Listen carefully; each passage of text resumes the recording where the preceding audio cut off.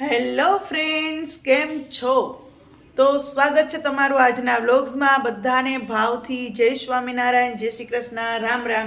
તો બધું કામ પૂરું થઈ ગયું છે ને આપને લાગી ગઈ છે ભૂખ. તો આપણે શું તૈયાર કર્યું છે જો,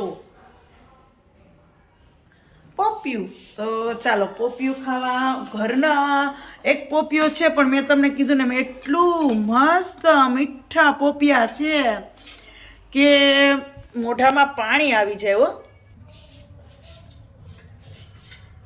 કે આપણે છે ને ફટાફટથી સુધારી અને ભગવાનને ધરી અને ખાવાનું છે.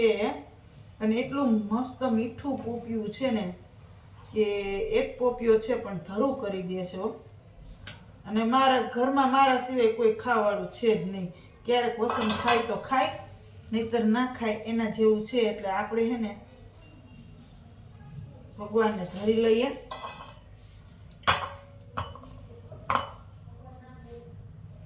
સરસ મજાના મીઠા મીઠા પોપિયા હોય તો પછી આમાંથી કંઈક વિટામિન તો મળે ને, ખાઈ લેવાનું.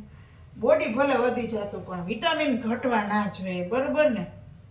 એટલે આપણે જો ફટાફટથી આ ભગવાનને ધરી ખાય અને હેન્ડવોશ કરીને ભગવાનને ધરી લો. ચાલો તો ચાલો આપણે આ ભગવાનને ધરાઈ ગયા છે, ખાઈ લઈએ. આપણે છે ને બપોરે રોટલી જમવી નથી. હજી આટલું પોપ્યું છે, ખાઈ લો. ખાતા પણ હજી ભૂખ લાગી હશે ને તો આ સુધારી લઈશ, બાકી રોટલી જમવી નથી હવે. પાછા બહુ જાડા થઈ જાઉં તો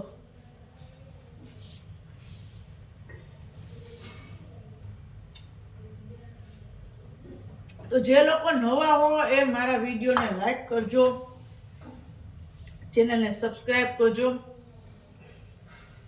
તમારા ગ્રુપમાં શેર કરજો અને મારા કોમેડી વિડીયો બી